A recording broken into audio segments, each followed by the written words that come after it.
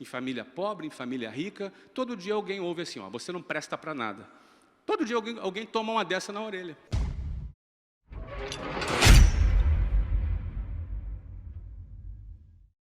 Você não é um Zé Mané e um desqualificado porque não se encaixou nesse esquema. Eu não me encaixei, fui expulso 2 vezes. Eu era para ser um fracassado aos olhos do sistema. Se você é um cara que não encaixa, que você já ouviu da tua família, que você não presta para nada, deixa eu dizer um negócio para você. Mentira, você presta para caramba, meu amigo. Você presta para muita coisa. E aí tu pensa assim, não, cara, ninguém nunca ouviu isso. Você que pensa em família pobre, em família rica, todo dia alguém ouve assim, ó, você não presta para nada. Todo dia alguém toma uma dessa na orelha. Não é verdade? Então, assim, a minha vontade de dizer para as pessoas que quem não se encaixou no esquema tem muito espaço e pode fazer, às vezes, muito mais diferença do que, às vezes, aquelas pessoas que é daquele aluno exemplar. Não é? Nada contra os alunos exemplares. Não é? Adoro alunos exemplares. Mas, às vezes, os bagunceiros também podem fazer alguma coisa diferente na vida, né? Você precisa ter competência para dar conta do recado. Você precisa dominar os elementos básicos para o teu negócio acontecer e o teu negócio funcionar. Você precisa entender de uma visão geral de marketing, de vendas, de administração, de finanças, de operação e, acima de tudo, de gestão de pessoas. Porque ter um negócio, acima de tudo, é gerir pessoas. A começar de gerir a si próprio. Gerir suas expectativas, gerir suas ansiedades, gerir quando as coisas não dão certo, quando você tem um não, você tem uma adversidade, onde a maioria das pessoas já entrega os pontos, já desiste. O empreendedor não, ele persevera, ele lida com o não, ele lida com a adversidade de uma maneira diferente da maioria das pessoas. Motivação é motivo para ação. Então, quais eram os motivos que me faziam acordar cedo, que me fazia pegar um ônibus lotado? Eu lembro de uma época, 5h50 da manhã no Rio de Janeiro, pegando um ônibus lotado, e no Rio de Janeiro, no inverno, 5h50 é escuro. Eu lembro da cena, eu dentro de um ônibus lotado, em pé, eu viajava em pé, porque não dá para pegar a 4ª fila para poder andar sentado, quem anda de ônibus sabe o que eu estou falando, não é a 4ª fila.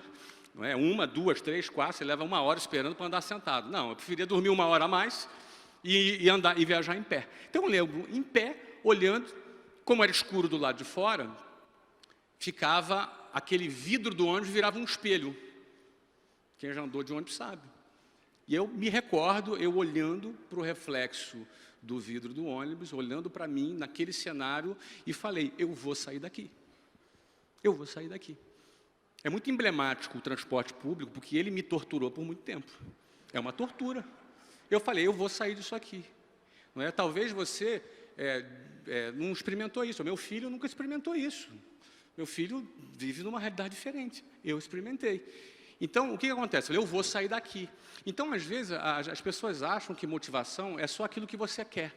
Mas motivação também é aquilo que você não quer mais. E eu quero dizer também para você que você também não é o que muita gente está tentando te convencer o que você é. E quando você entende quem é você e qual é o seu valor, na hora de você iniciar seu projeto, na hora que você tem que estar muito determinado, na hora que você tem que estar muito focado para fazer as coisas darem certo, porque não é fácil, é mentira quem vai te dizer que é fácil. Se alguém disser que é fácil, é mentira, seja quem for. Se eu disser que é fácil, é mentira. Mas o cara que disser que é impossível, esse cara é um sabotador de sonhos. Não é verdade, é possível. Não é fácil, mas é possível. E isso é mais do que o suficiente para quem quer fazer acontecer. Isso é mais do que o suficiente. Saber que é possível, é 1 em 1 milhão, não me interessa. Isso é mais do que o suficiente para alguém que está determinado em construir a sua história e fazer diferença, perseguir, perseverar em busca do seu objetivo. Isso é mais do que o suficiente. Qual é a chance que tem esse cara? 2. Cair na conversa mole do vitimismo. Essa é a primeira possibilidade. É uma armadilha muito fácil do cara cair. Cair na armadilha do vitimismo. Eu sou vítima da sociedade. Isso é injusto. É mesmo. Mas e daí? O que você vai fazer com essa injustiça? Isso não era... eu até acho que é mesmo. E a segunda possibilidade é o seguinte, olha, eu vou escalar o Everest descalço, sem casaco, mas vou chegar lá em cima. Essa é a segunda possibilidade. Quem nasce primeiro, o ovo ou a galinha?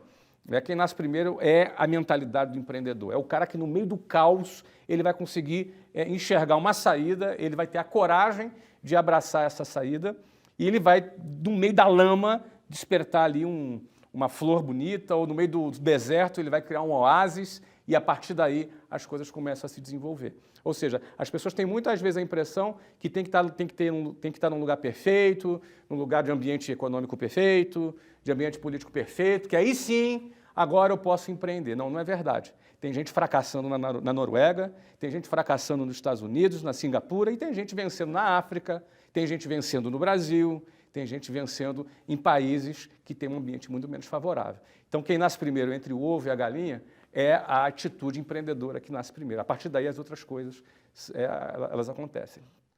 Mas o melhor de tudo é ser visionário. Visionário é quando você se posiciona e você vai questionar. O cara que enxerga é o cara que questiona. O cara que não questiona é o cara que aceita, segue a boiada, simplesmente, segue o fluxo. Ele aceita, ele não questiona, ele copia a matéria mesmo estando num livro. Não se ofenda se você copiava a matéria. É um exemplo só. Ele faz uma coisa porque todo mundo faz. Não, eu copio porque eu fixo melhor. Tá bom. É o que acontece. Ele faz porque todo mundo faz. Ele não questiona. Agora, quando você questiona, você corre risco de ser expulso da escola. É verdade. Mas quando você questiona, você também se coloca numa posição de enxergar alguma coisa que não tem ninguém trabalhando para enxergar.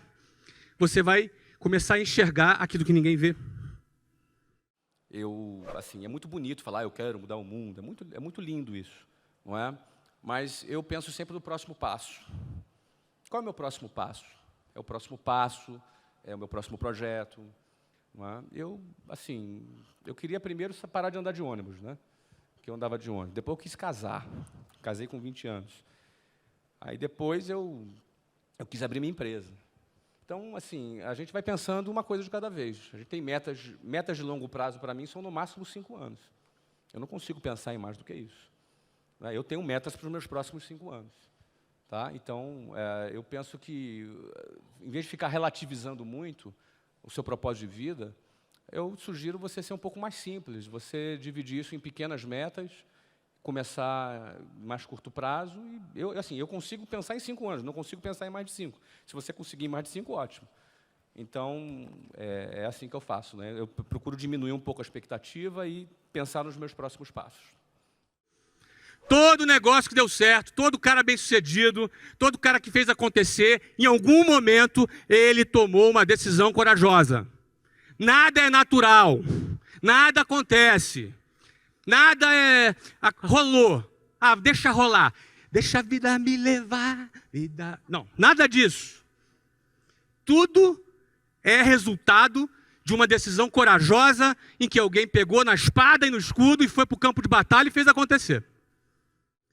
Qualquer conquista material, ela é simplesmente consequência daquilo que você é capaz de produzir, daquilo que você é capaz de realizar.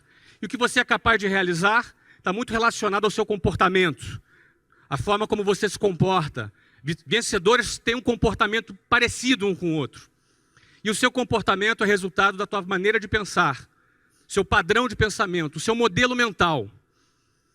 Então, uma boa parte de educação voltada para o sucesso está relacionada em reestudar a maneira de você pensar, a maneira de você encarar a vida, os hábitos que a gente recebeu, porque nós nascemos nessa sociedade, às vezes numa família que tinham outros hábitos, não é? E, eventualmente, se você tomou uma decisão de realizar algo relevante, você vai ter que revisitar a tua maneira de pensar, revisitar os seus valores, revisitar os seus pontos de vista, o seu mindset. Quando você revisita a sua forma de pensar, você vai encontrar muita coisa que não presta, e tu vai encontrar muita coisa boa. E é importante encontrar, isso aqui não está legal, isso aqui não é pensamento de vitorioso, isso aqui é pensamento de perdedor.